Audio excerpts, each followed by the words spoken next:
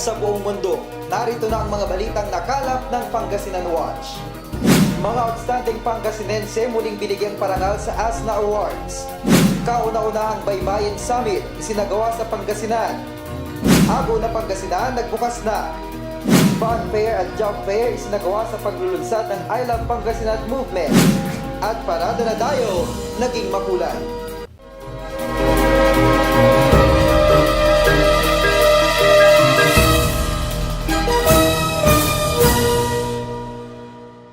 Mga outstanding Pangasinense muling binigyan ng parangal ng provincial government sa pamamagitan ng ASNA Awards.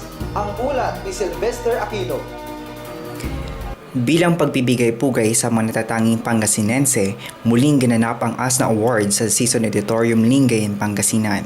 Ito ay pagpaparangal at pasasalamat sa lahat ng outstanding Pangasinense. 9 na awardees at isang special recognition awardee ang pinarangalan sa taong ito. Sila ang mga Pangasinense na naging matagumpay sa iba't ibang larangan. Isa sa mga awardees ay si Rebecca Bustamante. Naging matagumpay siya sa larangan ng entrepreneurship. Tubong Dasol, Pangasinan si Bustamante. May tuturing siyang perpektong halimbawa ng tao mapagpakumbaba sa kabila ng tinatamasang tagumpay sa buhay ngayon. I'm here basically more on sharing for others that's how I feel right now. How can I inspire others? How can I say something that because of my hardship of life when I'm past that and maybe my position, and I'm sure they can be the same thing. That's what I feel. Anya, madali lang pasan ang lahat ng problema at kahirapan basta may tiyaga, determinasyon at pananalig sa Diyos. Believe in yourself. Ask yourself what you want to do.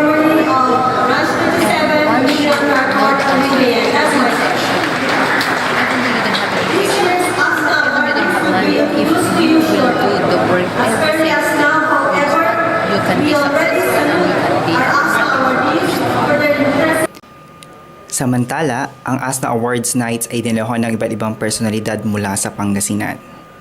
Naging makulay naman ang pagbubukas ng Ago na Pangasinan dahil sa isinagawang Parada na Dayo. Narito ang ulat. Inabangan ng maraming Pangasinense ang pagbubukas ng ika-435th na Ago ng Pangasinan. Ito umano ang sumasalamin ng pagkakaisa ng mga Pangasinense. Bukod sa mga float, marami pang aktibidad ang ginanap. Mapapawaw ang sinumang makakapanood ng parada dahil sa likas na ganda ng bawat float. Binase ang pagdidisenyo sa kanilang tradisyon, pamumuhay at kultura. Ang Parada na Dayo ay may layuning mahikayat ang mga manunood na muling pagyamanin at ingatan ang kanilang mga likas na yaman na ipagmamalaki ng kanilang bayan. 42 bayan sa Pangasinan ang dumalo sa seremonya. Roland Dumangay, Pangasinan Watch. Kasabay ng pagbubukas ng Ago na Pangasinan, inulunsad din ang I Love Pangasinan Movement. Kung ano-ano ang mga aktibidad na isinagawa, alamin sa ulat ni Babylin Bereras. Mainit man ang panahon, hindi ito alintana ng mga dumalo sa isinagawang funfair sa Lingayen Beachfront. Inihandog ito ng provincial government katulong ang iba't ibang organisasyon. Programa ito ay handog ng provincial government ng ng Pangasinan. Okay, So, meron po itong sa mga na gusto mong component. magsanay Yun, on healthy mind, disaster healthy government, preparedness, healthy pocket, pwede mo kayong healthy makipag-ugnayan environment, at saka healthy sa bodies. ating pong mga Okay? kasamang So, personnel iba't-ibang from the servisyo ang makikita mo PDRRMC. dito sa mga iba't-ibang Kaugnay ng ating pong component na ito na pwede natin training ibigay sa on mga taga-Pangasinan. disaster. Skin nourishment. Maraming libreng serbisyo ang ipinagkaloob sa mga Pangasinense. Kasama na rito ang libreng gupit, foot spa at hair treatments, body massage at syempre ang pinakapaborito ng marami, ang picture taking sa photo booth. Naaliw din ang mga batang nabigyan ng free tutorial sa drawing at coloring art. Ang programa at mga serbisyong ito ang kauna-unahan sa lalawigan.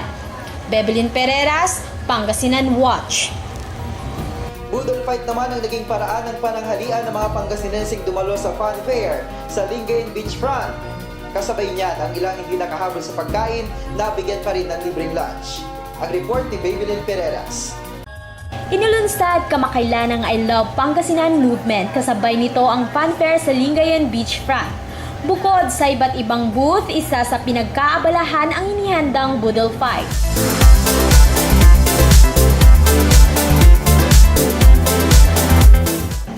tatlong mahahabang mesa ang pinuno ng pagkain. Ang mga di nakahabol sa boodle fight, hindi rin nagutom dahil lahat sila ay nabigyan ng pagkain. Tila naging blockbuster movie ang pila sa pagkain. Sarap na sarap naman ang mga dumalo at naghanap na lang ng kanya-kanyang pwesto. Bebelyn Pereras, Pangasinan Watch. Tunghayan naman natin ang mga ipinagmamalaking float ng iba't ibang bayan sa Pangasinan sa Parada na Dayo. Narito ang ulat. Magaganda at malalaking float ang ipinarada sa pagbubukas ng 435th Agaw na Pangasinan.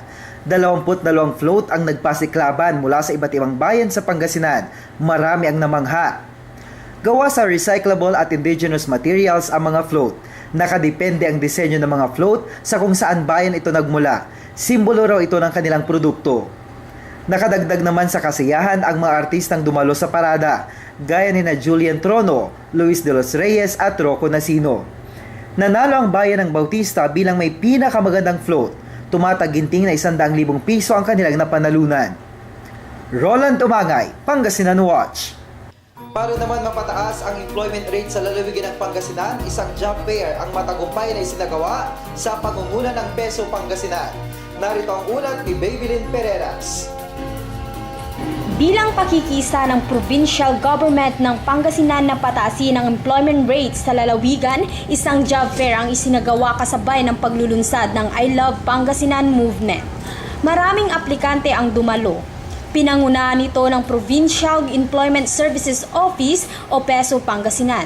Ayon sa PESO, maraming kumpanya ang nangangailangan ng manggagawa, maging ang mga high school graduates and college undergraduate ay nabigyan ng pagkakataon. Nag-a-apply o naghahanap ng mga trabaho. Yun po yung pinakauna-una. Para bigyan ho ng trabaho yung mga naghahanap ng trabaho.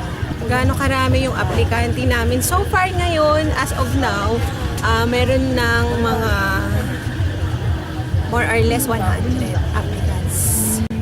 Ang job offer, mga job vacancies marami. Actually, ang mga job vacancies, siguro abutin tayo ng 1,000 job vacancies. Sa production pa lang, production operator, sa call center. Ang job fair na ito ay makakatulong hindi rin lamang sa mga naghahanap ng trabaho kundi na rin sa pagunlad ng ekonomiya at kalakalan dito sa lalawigan ng Pangasinan. Bebelyn Pereras, Pangasinan Watch. Isinagawa naman sa Pangasinan ang kauna-unahang Baybayin Summit. Ano ba itong baybayin? Alamin natin sa report ni Nikki Pasiliao. Kasabay ng pagdiriwang ng Agaw na Pangasinan, sinagawa ang 3 araw na pagtitipon para sa kauna-unahang Baybayin Summit na ginanap sa Lingayen, Pangasinan. Ang baybayin ay ang lumang paraan ng pagsulat ng mga Pilipino bago pa dumating ang mga Kastila. Ayon kay J. Inage, founding chairman ng Tacloban Baybayin Incorporated, ang naturang pagtitipon ay naglalayong palawigin ang kaalaman ng mga Pilipino sa mga baybayin maging ang gamit at kahalagaan nito. Para magkaroon ng national level of awareness. Kasi ginagawa na naman namin to 4 na taon, 5 taon na, mga festival, isa-isang araw. And kahit suggestion naman ng DepEd, minsan yung teacher, ay magpunta sa isang araw na seminar. Then hindi credited. So we decided to have a 3-day seminar summit. Then gawin namin national. Binigyang pansin rin ang mga sinulong na batas para sa ikaunlad ng ating baybayin. Yung bill ni Congressman Batawin, House Bill 5110 at saka House Bill 4882. Pareho yung baybayin bill ni Congressman Batawin. At meron yung counterpart na bill sa Senate kay Senator Ligarda. Ang Senate Bill 1899 at saka Senate Bill 2440. Parehong naglalayon, pareho yung nakasulat na provision, pero iba lang ang naghain sa Senate, si Senator Ligarda, at sa Congress, si Congressman Batawin, para maging batas, hopefully. Hindi tayo magmamadali, pero ikakrap natin iba't ibang bahagi ng tutulungan na iba't ibang ahensya, na iba't ibang advocate ng DepEd, KWF, NCCA, lahat para maging batas o kilalanin o tawagin o na magkaroon tayo ng national writing system kasi wala tayong batas na nagsasabi ang alphabet ang ating writing system. So we want to have that law because we have a spoken national language. We don't have a written national script. Pinaliwanag din ni Inage na angkop sa layunin ng Baybayin Summit ang pagkakapili sa lalawigan ng Pangasinan bilang yung nasabing pagtitipon. Pangasinan, asinan, ito yung preservation of our culture. Napakayaman ng kultura ng Pangasinan. Nikki Pasilao, Pangasinan Watch. Bukod sa mga masasayang Pangasinense na sumama sa pagbubukas ng Ago na Pangasinan, ilang Kapuso Stars ang nakisaya rin. Narito ang report. Sing-init ng summer ang pagbubukas ng Peste Daya 2015 sa Pangasinan. Nagpakitang gila sa exhibition ang mga miyembro ng Drum and Bugle Corps.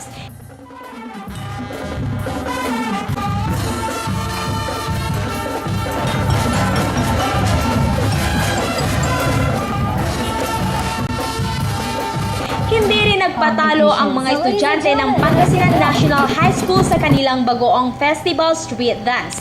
Saka ipinakilala ang mga magaganda at sexy talahok sa Lingas na Pangasinan. Dito ay nagbigay sila ng kaunting entertainment.